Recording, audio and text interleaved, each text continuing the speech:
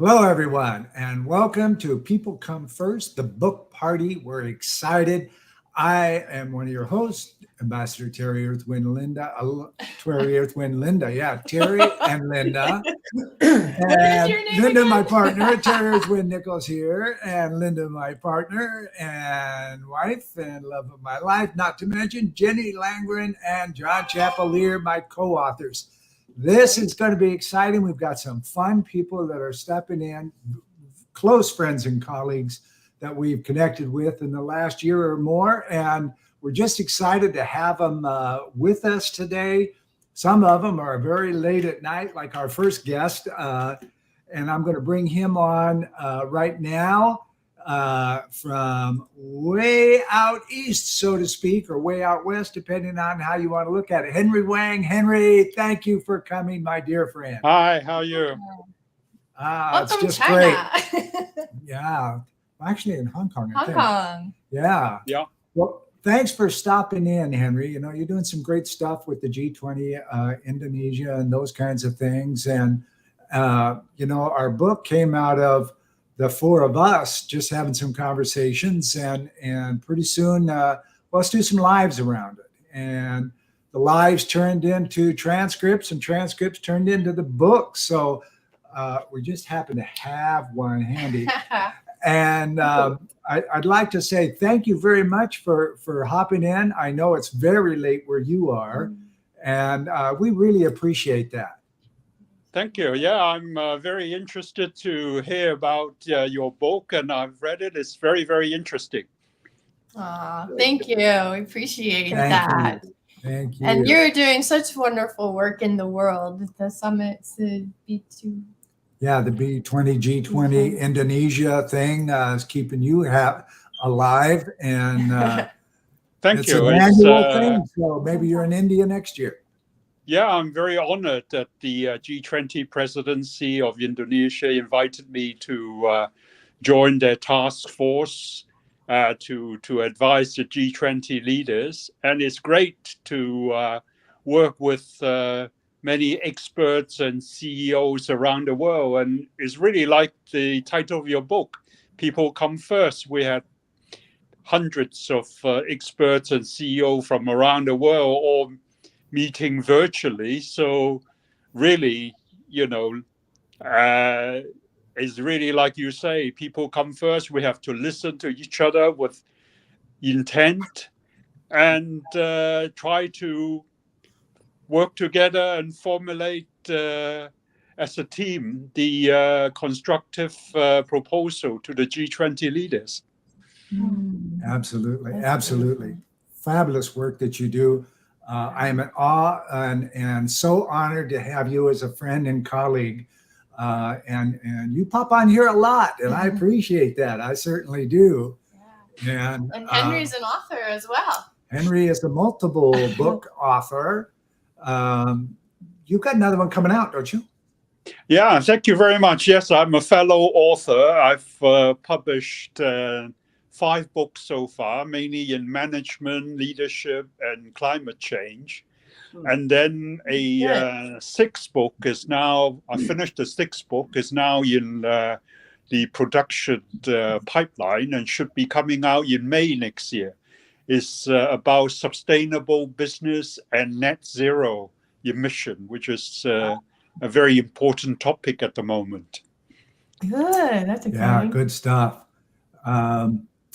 So we appreciate you coming in, and we've got other people hopping on here across the Pacific with my good friend Henry Wang. One of these days we're going to meet, whether it's in London or somehow we're going to meet, because we've met virtually through a mutual colleague of ours, Simon, who can't make it, Simon Haig, who's in Ireland. And speaking of that part of the world, thank you again, Henry, for popping in. I know it's very late for you, and I appreciate you doing so. Yes, thank you. Thank you very much for inviting me. Great to support you guys. Wonderful work that you are all doing together. And good luck with your new book.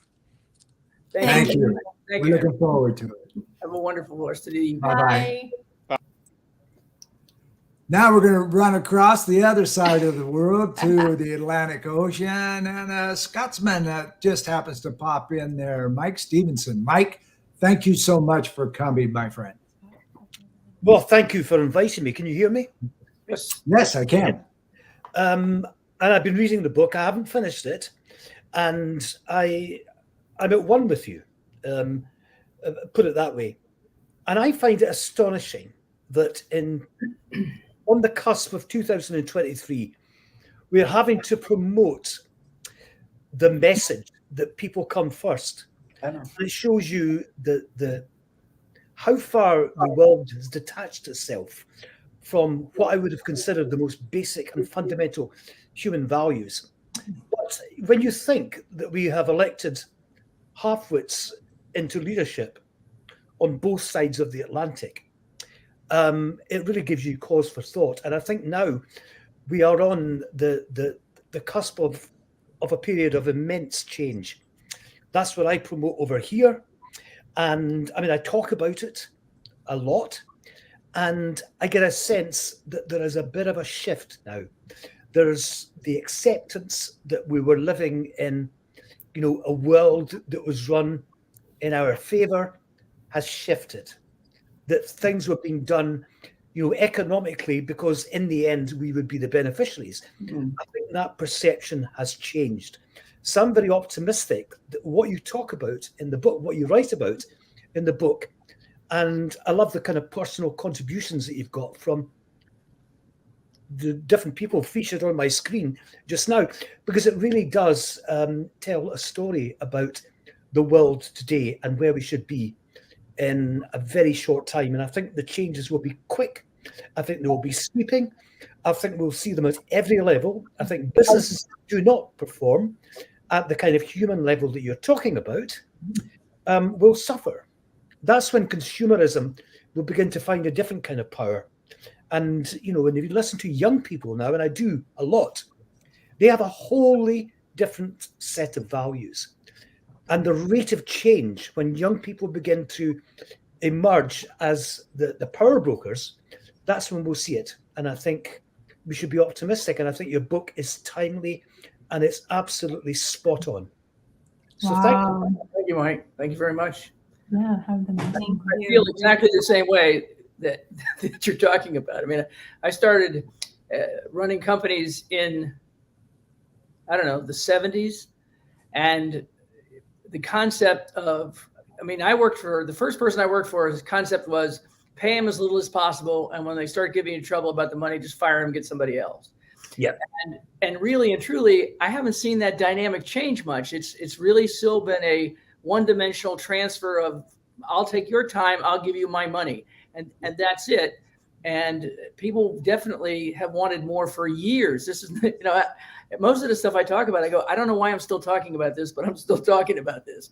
And it's because for some reason, no matter how many studies, no matter how much work goes in, no matter how many books we put out, people still think if I can find ways to cut costs and do things rather than motivate and increase the market share, they find ways to, make it smaller. I mean, the way of making everybody warm around a fire is not make them sit closer. It's build a bigger fire. And, the idea here is that people just don't seem to get that whole idea. And it seems like everybody's moved that long-term thinking has now become quarterly or maybe even 30 days or 60 days. And I'm okay with 90-day goals, but I'm not okay with long-term planning being 90 days. And unfortunately, you can look at Twitter and see what's going on at Twitter right now. That's the same kind of thinking. Yeah, I agree. We've got strikes going on in this country now, Yes. public sector workers. And I think the dependence of the leaders is that the public will turn against the strikers. In fact, that has not happened. Mm-hmm. There is a majority sympathy for people because they recognize that the people that stood up during the pandemic were those people who are now going on strike. They were the ones we depended on and we applauded them. And I think the hypocrisy is now being found out that when push comes to shove, and people ask for a fair return for Right. what you give, rather than measuring them on a spreadsheet. And I think spreadsheet economics is going to be challenged at every level.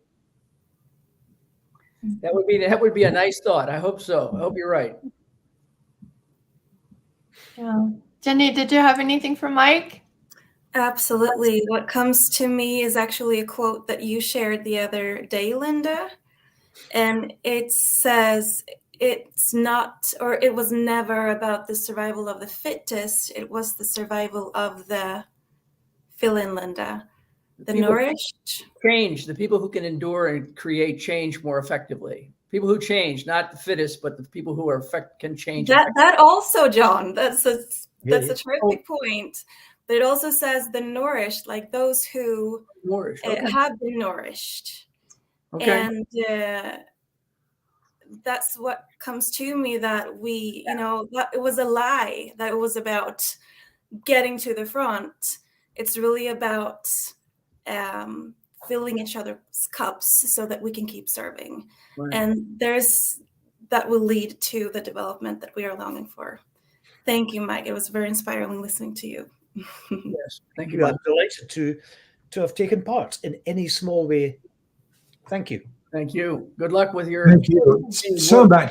We haven't known each other that long, but you're doing some great stuff, and I'm loving following you on LinkedIn. And thanks again. You're another one of these guys that I can't wait to meet somehow. Yes. Maybe you and Simon and I'll find a place in London or something. I don't know, but it's going to happen. And that's going to be a lot of fun. Thank you again for coming, my friend. Cheers. Thank you. Bye, Cheers. Mike. Bye. All right. So let's hear from the authors, ladies and gentlemen. Jenny Landgren, let's start with you. What do you think about this book we put together? Oh, goodness. I love the book, Terry. But if you know me, I fall in love with the journey. I love the end product, but to me, life is about how we get there and the connections that we make and the people that I get to connect with, and having these conversations with you, showing up real and authentic and caring for us to truly meet. That's the discovery and growth for me. That's the journey. I'm all about that part. And thank you, Linda, for making the book happen for us. The book in 30 days, Coach. Come on in. All right. So chapter 10 opens with letting go. Jenny Landgren starts our chapter there. As leaders, letting go is about teaching ourselves and our people to stay within their sphere of control, to recognize what is within their power and remain there. It's so easy for us to be present with everything that's outside of ourselves. We can get wrapped up in the change that is going on and the decisions that are being made by other people. I love that. Thank you, Jenny. Thank you. Good stuff. Good stuff. John Chappelear, my friend, what do you think about this book? What's coming through to you right now? Because conversation can bring up a lot of different things. Oh, I know. It's a level of excitement because it's new and it's there and it's available, and that makes it exciting. That's the upside. The downside is that, just like what Mike was saying, is I feel like I've been preaching this to the choir for a very long time, and I would like the companies, and even the companies. I've even had dozens of companies over the years who follow the concepts and do amazingly well successfully. Turnover goes down, profitability goes down. Profitability goes up, turnover goes down, absenteeism goes down, longevity goes up. And these are the things that are critically important to the overall health of a company. And it has to be healthy to be profitable. So if you can make the company healthy, it will become profitable. But everybody continues to focus on making it profitable regardless of the health of the organization. And that, again, we were just talking to Mike, and again, that's just this short-term thinking. Let's just cut the guts out of this thing. All of a sudden, it'll just be amazingly profitable. But for how long? A year? 6 months? Until the next board meeting, and then all the problems are beginning to become worse than they were before, because there's no net to continue to save what's going on within the heart of the business, because if that's what you need. I mean, this is like going in an autopsy. Let's get rid of all this extra weight. And instead of taking off the fat, they pull out the heart and the lungs and all the other things first. And that doesn't make much sense. The idea here is, making people feel like they contribute, like they're valued, that they make a difference in the daily success of an organization. If I can go in a company and ask anyone in the company, what do you do daily to help the organization succeed? Then I've got a really well-run company. If they go, well, I just do this, it's no wonder they don't have a sense of connection or a sense of value. I had a client way back when I still lived in DC who had a custom woodworking shop. And the guy who was pushing the broom around, cleaning everything up from all the sawdust, thought of himself as the person who makes sure that the place stays warm in the wintertime, because he kept all the sawdust up and put it in the furnace. They would burn it up and it would be, he wasn't sweeping the floor. He was keeping the place heated and keeping everybody comfortable. And so it's a completely different mindset. And that takes good leadership and focused leadership on something other than bottom line. It needs to be, the heartbeat of the company. The bottom line will follow. The other way around doesn't tend to work. At least that's my humble opinion. I love it. You had something, Linda? Yeah, chapter 4, open up. John, this is what I love about this part of the book. Becoming willing to open up and share with others is the first step to moving ourselves forward. Change begins when you take that first step. Even a small step is important, because small changes practiced consistently transform great ideas into dramatic results. Powerful. That's a very wise quote. Oh, wait, that was my quote. Sorry. Wait a minute. I think that was an excerpt. All right, so guess who's here? Yeah, so we have a French person on the queue here who's a New Yorker now, and just became the nicest person. She didn't become. She is the nicest person, a hit author, and really becoming our friend. And I'm going to bring her up now. Hortense Le Gentil. Welcome, Hortense. It's wonderful to see you. Wonderful to be here, Terry. So congratulations for your book. This is great. And I'm so happy to be here. So honored to be here, part of this amazing group. You know how I admire your work and how we are aligned on, being human and, this question of human first. Right. Yeah, yes. I love that. And you're an author as well. Mm-hmm. So tell us a little bit about your work and what's happening right now and what's coming out in your world. A lot. So a lot. So yeah, I wrote a book. So my purpose was aligned, connecting your true self with the leader you're meant to be. So it's really our topic. So being more of yourself, because when you are connected with your inner self, you are already who you should be and who you need to be. And I'm working also on, I'm an executive leadership coach, so I'm still, working with CEOs and senior executives on their leadership and being more of a human leader. And through this journey to go from what I call superhero leaders to human leaders. So this is my main job. And I am a little nervous today because I have to give back my manuscript tomorrow for my second book. Yeah. Very exciting. Oh, you're Terry and Linda, you're muted. You're muted, Terry.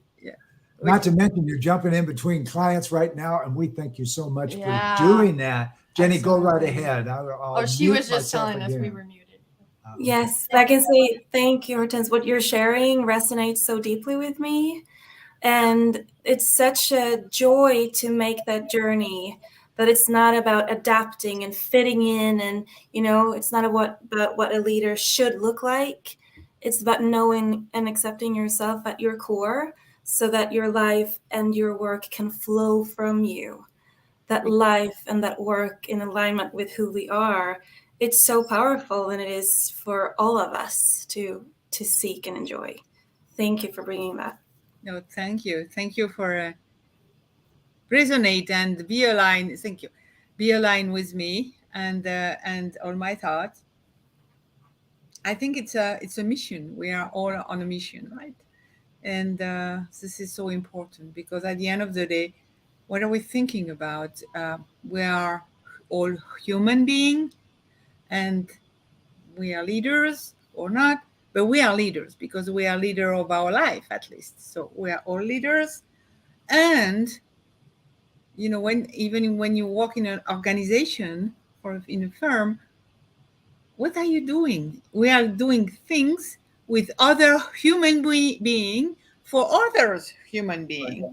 So let's be human.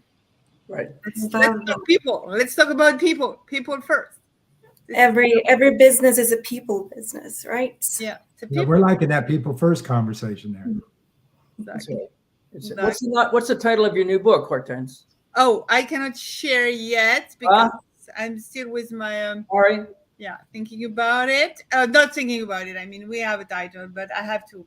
No, I understand. Yeah, I can only say that it's going to be published by Wiley would be the publisher. Oh, good. Wiley's a great publisher. Yeah, and I have a wonderful agent that I just love him. He's taking care of me very well, and my publisher also, and the book should be released next year, but September, I think, next year. So. Okay. And your one book that's out, how many books do you have out? Do you have one more out already, Amy? I have one out, and so that will be the second one. Yeah. So, and your book that's out is called Aligned. Is that correct? The first one, yes, it's Aligned. Aligned. Okay. Aligned. Yeah. Tell us just real quick about it. Aligned. Why would we read that one? Mm-hmm. Okay, sure. So Aligned is based on my coaching also experience, and it's really finding your own your inner self, your own voice, your own talent, and so this is what I mean by being aligned, and this is really about finding this voice. Your alignment is your guide. Mm-hmm. It's always your guide. It's always when you cannot go outside, go inside. So, and especially in that time of uncertainty, how can we go inside? And this is very important to check in. So the book is about that. It's about how you find your true north, would say some other people, or your star, or your guidance, your guide, your own talent, your own journey, who you really are. I love it. Thank you so much for taking the time. Thank you for inviting me. I hope you all have great holidays. Happy Christmas and Happy New Year, and see you next year, I hope. Okay, my friend. Thanks for popping in. Thank We're going to get you out of here so you can go back. Thank you, Terry. Thank you, everyone. Nice to see you, all of you. Bye. Nice to see you, Hortense. Bye-bye. We got this world kind of thing going on, and we're keeping this up. Now we've got an expat, American guy, who is living in Italy. And as it turns out, he's becoming a really close friend of Linda and I. And his story is profound. And what he's doing with folks literally online and live is also profound, in that, well, let me let you hear from him, this young man living in Italy right now, where his family of birth is from, great-grandfather or something like that. Robert Pardee. Rob, thanks for stopping, man. Hey, thank you very much for inviting me and calling me a young man as well. So that just made my day. So you're like at the top of my list right now. So, and Jenny and John, nice to see the both of you. We've never really connected except sort of like, chatting. So it's really nice to be here with you. And so I actually do live where my great grandfather used to walk the streets. So it's pretty interesting. Except that it's freezing cold here today. So that's the only thing you see me bundled up like this, because I'm not giving Mr. Putin my money. So anyway, but you want to know a little bit about me, I assume. Go ahead. Go ahead. I don't know, Jenny. I don't know how to summarize all of it. So I am an ex-investment banker who was married to an amazing woman who unfortunately passed away from breast cancer, which that just changed the entire perspective of my life. And when I looked at rebuilding my life or redesigning my life, I decided, hey, here I am. So what's the craziest dream I can live from this point forward? And that was to live in Italy and to put what because I realized that she and I lived an amazing life, regardless of the fact that we knew she was slowly dying. So we realized that disease or adversity, whatever term you want to use, is only an accent color that highlights joy. It wasn't going to be the dominant color in our life. And that led me to become a life coach.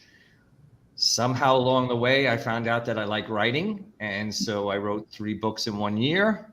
And recently finally landed exactly where I always dreamed. And that's hosting personal growth retreats here in Italy, which has they have a little different flair to them, because we actually use the locations we visit as the life lesson. And I'm hoping to do many of them. So that's where I am. That's great. I love it. That's so cool. And Rob, what are the names of your 3 books? So the first one is Chasing Life, and that's the memoir for my wife. And it's not necessarily about chasing time, but it's what if we measure life by the amount of joy instead of the number of years. So Love it. That's the concept for that book. The second one is a Pimby tale, because I tend to be a kid at heart. And I think like an 8-year-old. A lot of the times I like to go play and everything. So it is a fable, a children's fable written for adults. The real beauty in it, I would hope one day, is people would read it to their children. Nice. So that's the idea. And the last one is Possibility in Action, which is my personal life philosophy. And that really is how I've lived my life for as long as I can remember. I just didn't necessarily have a term for it, but it's about being intentional. We are possibility in and of itself, because we're all here, right? And if we're just sitting here and not taking action to build the life we want, well, then really are we possibility? So Nice. I love that you use the word possibility, Robert. And I like to talk around positivity and optimism. And I always prefer to use the word optimism, because around us, so many people feel like they've been walking through darkness. They walked through the pandemic, and now there's a war going on in Europe. And it's easy for people to feel suffocated by toxic positivity. So like you, we get to meet them where they are, accept things for what they are, call things by their true name, and put the light on the opportunities at hand. And how we are not breaking down, we're breaking through, we're growing through it, open to the lessons, right? I love that. I love how that resonates with our message in our book. Thank you for sharing. Absolutely. I love that. The whole call out on opportunity. I work with a lot of people who tend to approach life more as an obligation. And I always say, you have to look through the lens of opportunity. That's where you find that you're motivated, right? That's where you feel empowered when you're approaching an opportunity. If you're approaching everything as an obligation, I just have to get through. Look at that alignment, right? Which is, I think, what your last guest was talking about as well. I heard the word align. So, right. The interesting thing is I have a similar metaphor for this idea that Robert was talking about, or Jenny actually was alluding to, with the shine the light idea. And mine always was that we are sort of born with this perfect light. You can call it a spiritual light or a universal light or whatever you'd like to call it, or just life. And we're all born with this, and it's all perfect and shiny and wonderful. And what happens as we grow is blankets get put over this light. COVID, anger, discrimination, poverty, whatever it might be, these continue to get put over it. And we allow them to be put over, and they allow ourselves to have this perfect light darkened and darkened and darkened. And what I have found in the last few years, my job is to take these friggin' blankets off. The idea is to stop allowing myself and others to put these on top of me. This light is still here. It hasn't changed a bit since I was born. And my job is to find out how close I can get back to that point. So that, as Jenny said, call things as their real name. Be honest within the day that we were living, rather than, I'd much rather say I was really sorry I couldn't get to that. But it's important to me, rather than either ignoring it or making up an excuse. A friend of mine always said, never ruin an apology with an excuse. So I learned to say, I'm sorry, but and leave out the but I meant to and all the other stuff. Just, I'm sorry. Or brushing off a compliment. We do this all the time. Somebody said, I really appreciate all the work you're doing. And you go, oh, no big deal. And that completely wipes out their value of what you've just done. Or, oh, I do that for anyone. Would you? Really? So it's a matter of keeping this reality that it's here. My job is to dig deep enough and take away all the stuff that I've allowed to be put on top of it, allow that to be taken off, and then just be. So wow, that's the story. I'm sticking to it. Yeah. John, that's really, really powerful. And that whole idea of being born with that light, I so agree. And I can say for sure that I watched my wife's transition through her disease of shedding all the layers, where there was just this pure light at the end, which was just absolutely fascinating. And we forget it's there when we start to, because the more layers you have, right, then you start to identify with those layers, right? And that's so powerful. That's a great metaphor. Well, thank you. I was just talking to Terry and Linda at the beginning, and I said I think I'm going to come up with a new something, and I'm going to call it seek, find, be. And because people want to be things, and it's it, but what are you seeking? Are you seeking what you want to be, or are you wasting your time on something else over here? And so if we're not, I find that if we're not finding, probably we're seeking the wrong things. I'm not peaceful. Oh, okay. Well, then what did you do today? Well, I, created chaos over here and cut somebody off in traffic over here. And yet I'm still trying to figure out why my meditation isn't working. It's like, I got an answer for that, kind of thing. So it's just a matter of, are we seeking what we want to be, rather than are we seeking something else and then surprised that we're not becoming more peaceful or joyful? Yeah. I guess it gets back all the time to that, like you say, that the seeking, so many people are seeking other people's expectations, right? They sort of lost their own compass, and they've been told that there's this linear path they should follow, or whatever the case is. And it takes some time to step back from that. I do something with the light. It's very funny because a lot of people that I've worked with, they have a hard time. And I think, Jenny, you were talking about this when I was in the green room about sort of like the fitting in and stuff. And I think you were talking about leadership, but there are a lot of people that I've spoken to, and they're like, yeah, but when I step into who I am, I'm afraid I may lose the people around me Right. because, you know, this is my tribe or whatever. And so the joke I say is, well, you know what, when you shine your light, if the people around you need sunglasses, they're obviously not the right people for you. So Good it's a great one. filtering system to know who you should be around as well. Yeah. Thank you. Good news is I've got them stacked up in the green room. Okay. Bad news is I gotta say goodbye to Rob. Ciao, Take care, Rob. everybody. All right, Rob. Ciao, fratello. Now we're going to skip out to Canada and talk to a friend of mine who I met just after the pandemic started, actually. And he just recently put out a book that I want to talk about with him. Willis Turner, where are you? There he is. Willis, welcome. Hi, my friend. Hi, how are you doing? Good, Willis. Great. Nice to meet you, Willis. Ladies and gentlemen, I apologize for the camera. We don't know what's causing that. Everything is shut down, but we just move on. That's live. Okay. And so thanks for stopping in, Willis. You know, you and I have met a couple of years ago. We have another one who's been on here and been on different things with me. We've never physically met, but we've gained a friendship and a relationship over the last couple of 3 years. And I was really surprised that you put out a new book, and not just any book. I'd like you to tell us a little bit about this new book that you're putting out on the street right now.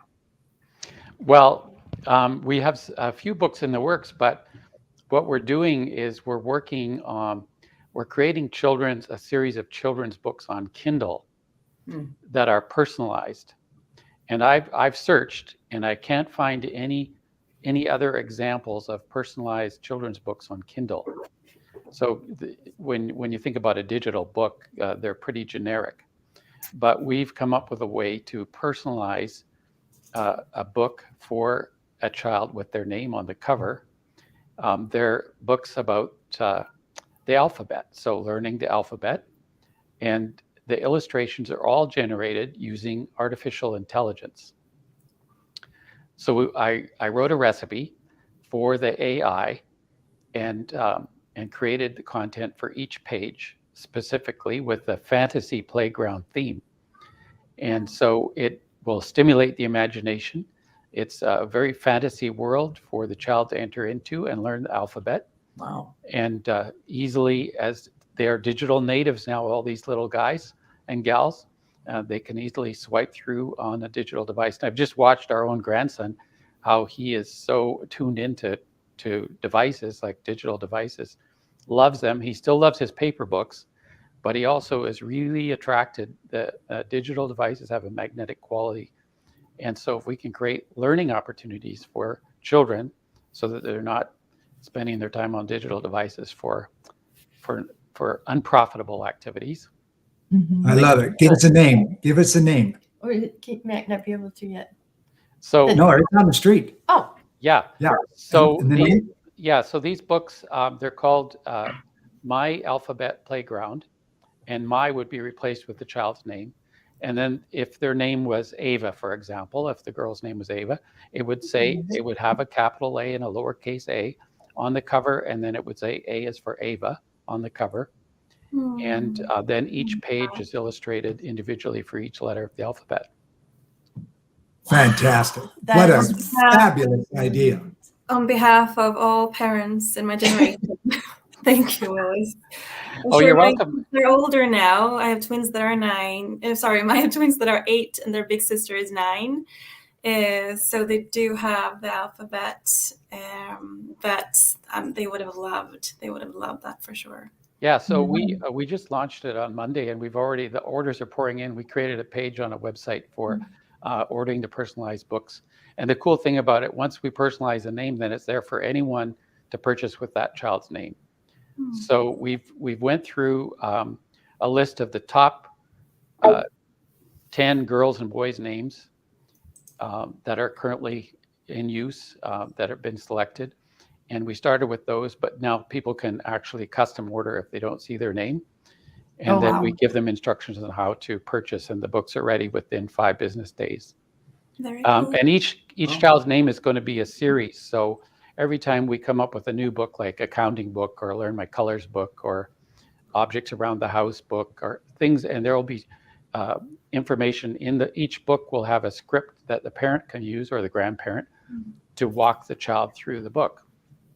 And so that book, Ava's book will become a series on Amazon Kindle. And every time we publish a new one, they'll get an update, an alert that there's a new book available for their child's name.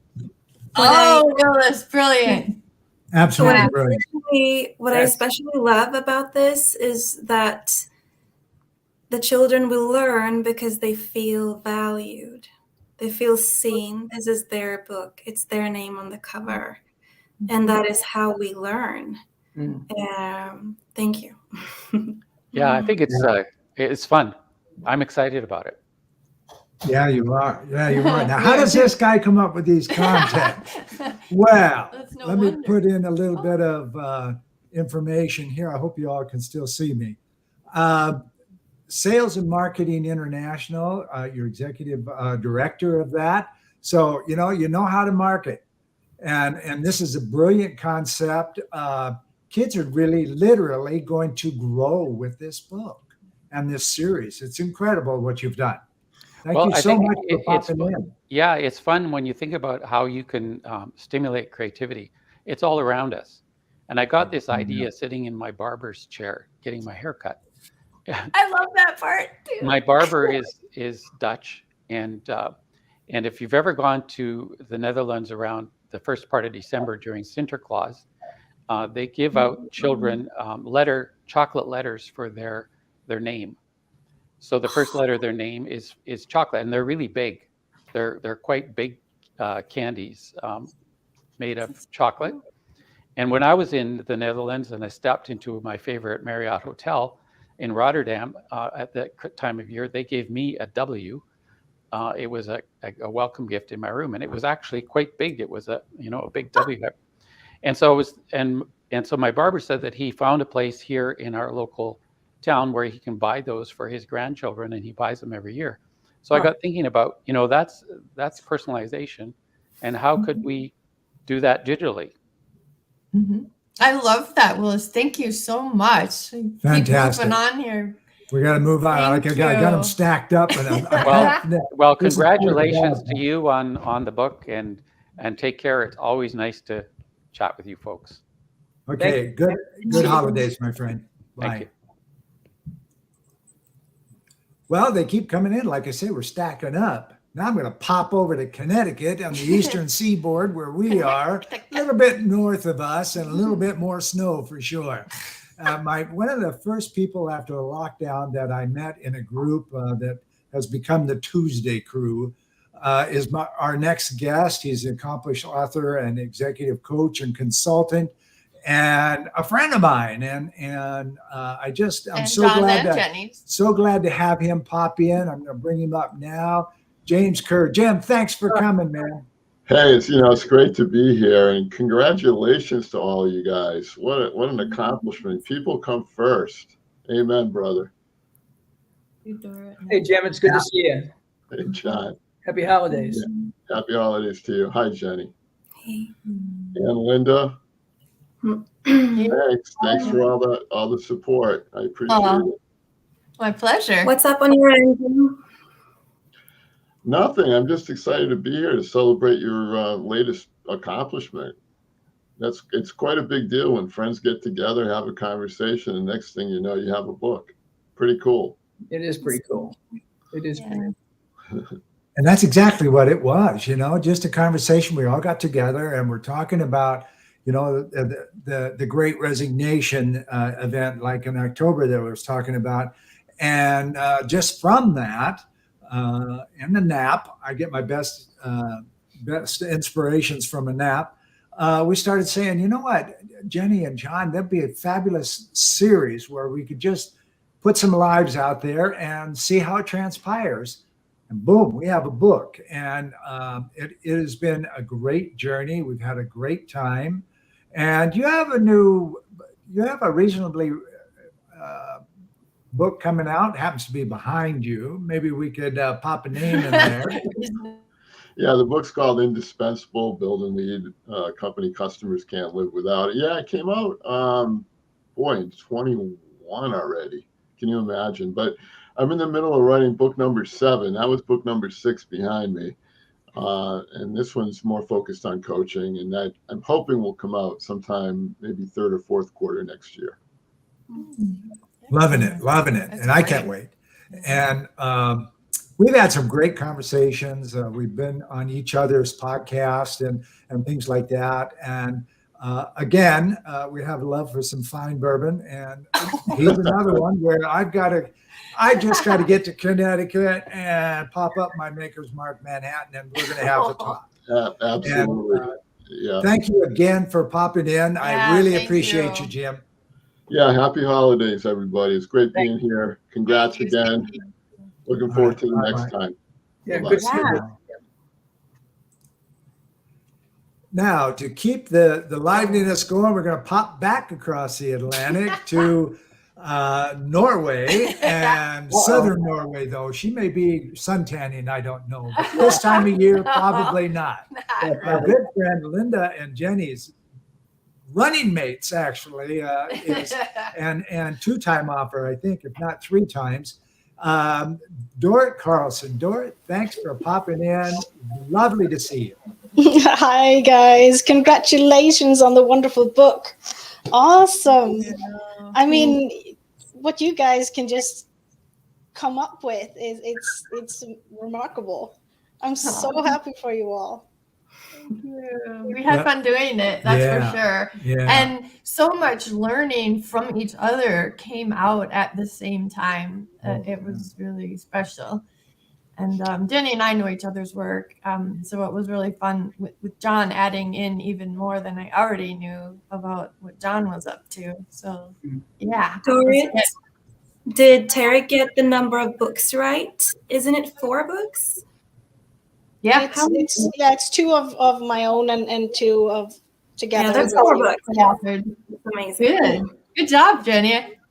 I always forget about the Multiple co-authors, international Oh, author, they count. Dorrit Carlson. Yes, we do. And she writes about just this life journey that she became involved in with the dog, the Senjis. And she's worked with Linda. They put some fun stuff together.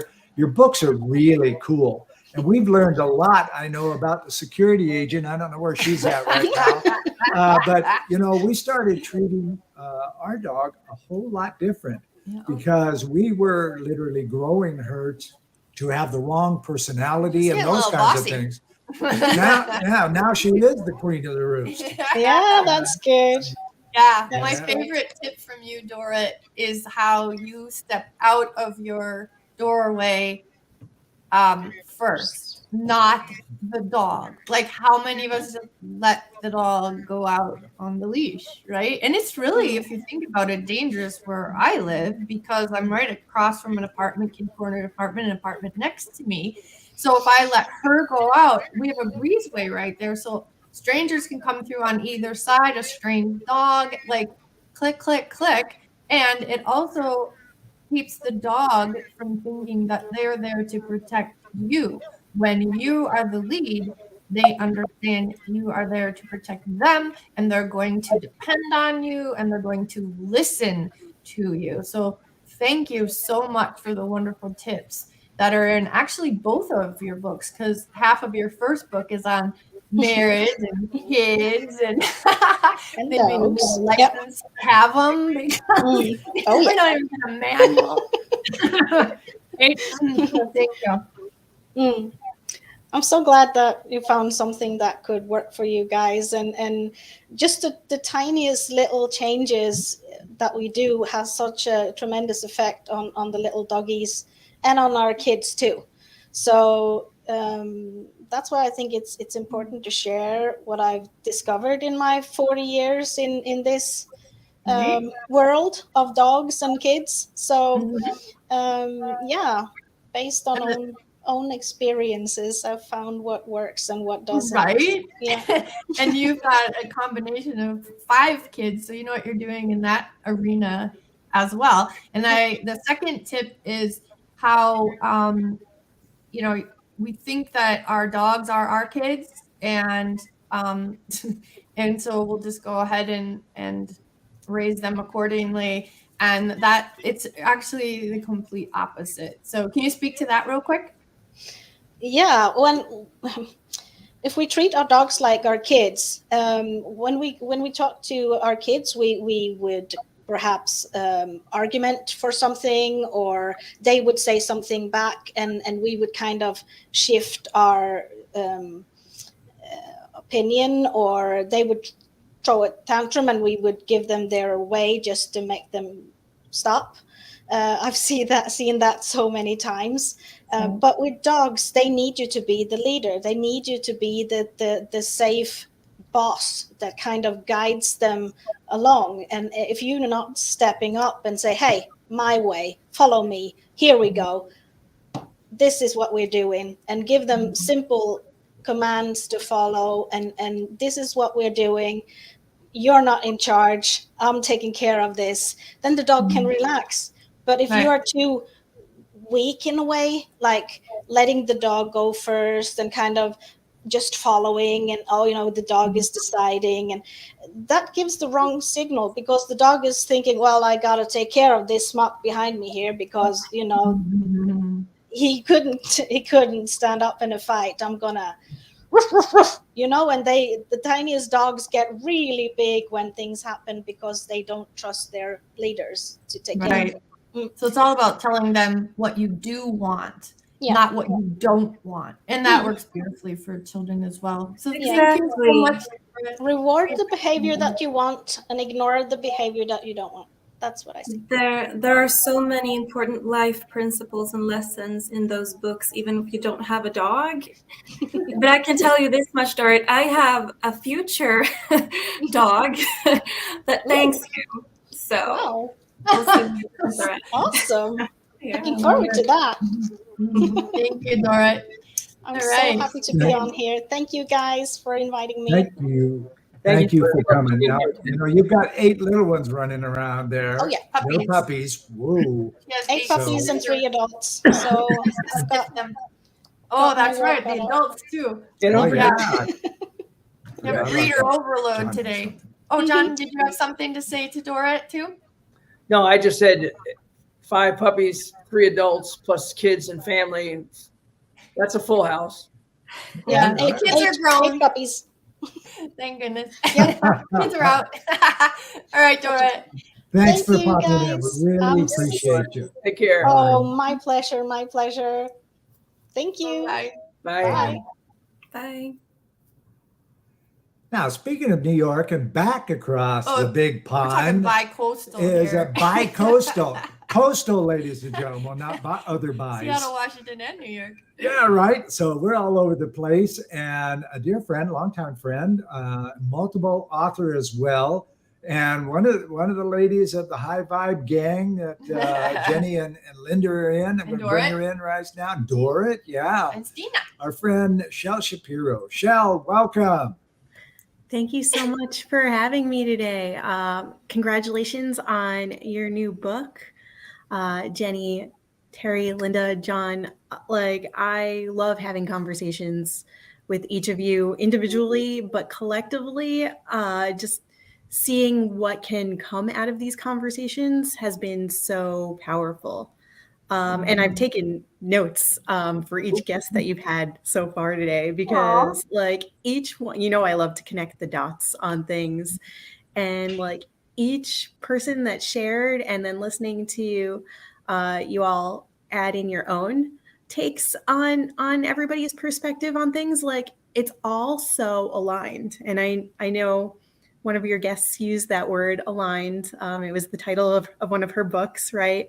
And John, I think John and Robert were talking about the opportunity and creating the opportunity and following the compass, and Jenny was talking about the light. And so it all just comes together so beautifully. And when I think about some of these things, I think it was Hortense, she was saying, we are the leaders of our own lives. And it reminded me of my own book, my first book, which is loving yourself isn't selfish. And it relates to it in that we don't always know that we are leaders in our own lives. We don't always have that belief in ourselves, that love for ourselves to be the leaders that we are meant to be. And so, yes, we are absolutely leaders of our own lives, but until we have awareness of that, we can't create that and help bring that for other people. So I love listening to all of you share, all of your guests share. And Jenny, how many books is that for you now? Is this 7? Oh, it's the 6th. Are you sure? Are you Yes. including the other one? I think so. Yes. Okay. I know the 7th one is coming for Yes. sure. And Linda and There's Terry, always a you've book. got so many books out and powerful stories. John, you've got some books out there too. I know. You're doing your thing over here, Very creating excited when I change. lose count. That'll be the excited part. When I get to the point where I'm Jenny or Linda, where I've lost count of how many books I've got. But at my rate, one every 20 years, I may run out of life before I run out of books. So we'll see. But That, shorten my expectations. Shell, I can let you know that I just recommended your book to a client today. A woman who's building her confidence and reclaiming her power and, building that nourishing, sustainable life, loving herself again. So I was so happy to recommend it. And I'm so glad to have you as a friend and a colleague. Mm-hmm. I am blessed and honored and humbled. Like, there's not enough words to describe how I feel about my bond with each of you, because you each bring a different completeness to my life, and to my learning and my growth. And I often refer back to each of your books for something specific that I need in certain moments. And I often find myself like mimicking or quoting as well some of the things that you teach in your books and that you speak about when I'm working with other clients too, because now that I have read it and tried to embody it, I can now share those teachings with the world as well. And yes, I'm doing it in my own way that will never be exactly like your teachings, but I've absorbed all that knowledge from you. And it's beautiful to be adding to my knowledge bank and learning from people who are that much infinitely smarter than me that I can always like add. I mean, even in my book, right? We talk about like, if you're not if you feel like you're the smartest person in the room, go find another room. This is a room I want to be part of because I am always learning and up leveling. And it's a pleasure. Dang, you're getting good with words, Shell. Yeah, she's been hosting our high vibe conversations. And she's just rocking, and I love it. And I truly, truly love learning from you. And there's so much knowledge. It's like, wait, right?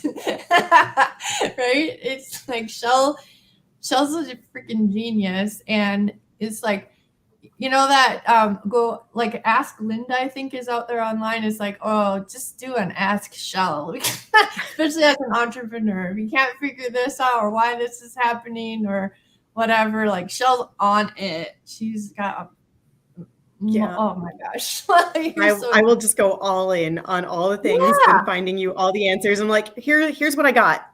Take what you need from it.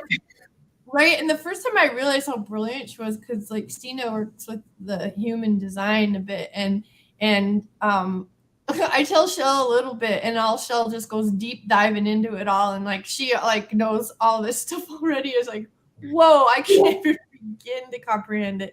Yeah. So Shell is a genius, big time. Thank you. Yeah, some of the stuff you come up with, you deep dive.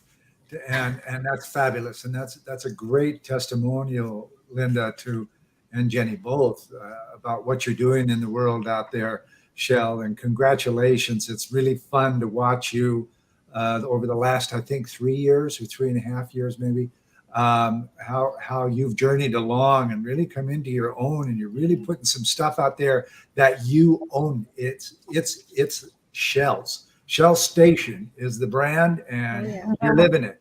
Good for you. Yeah, our high five conversations are out on Shell's YouTube channel under Shell Shapiro, actually. There. So yeah. It's cool. so powerful to create these things with each of you. And yeah, I'm not done sharing. Like, there's more stories coming. There's more books to be written. There's more things for all of us to put out in the world. And I'm excited for it. So yeah, I just want to say congratulations again on your latest collaborative book. These are stories that people need to hear. So thank you for putting it out in the world. Thank and you. thank you for getting stories out into the world through your Operation Separation and High Vibe and your books. So thank you. Yeah. Thanks a lot, Shell. Thanks for coming. Bye. Thank you.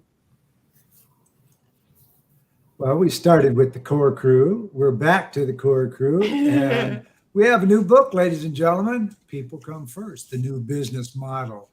And this has been a fantastic hour. I can't believe it's an hour already. Yeah. And, some great things have been said about us, and we've managed to say a couple of things about them. And I think this is the greatest way to do a book launch party, is to talk about the guests, buy the book if you want us. And I look forward to more conversations, and you guys have just been great each week that we talk. Our chats have just been phenomenal. I love you guys. Linda? Oh, I had some quotes. Your quote is in the book is, humanity is now witnessing the next evolutionary stage of consciousness. Evolutionary means eve of illumination. What does that mean for you? And Jenny, as we grow as individuals, we begin to respect the individuality of others. And John, I got nothing. John is, when you practice gratitude, you change every relationship in your life.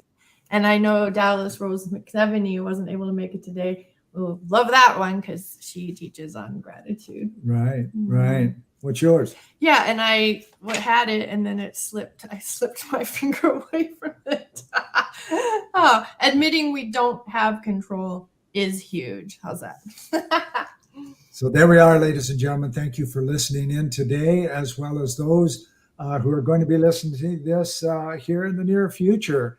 On behalf of Jenny. Us, Jenny, do you have some final thoughts here?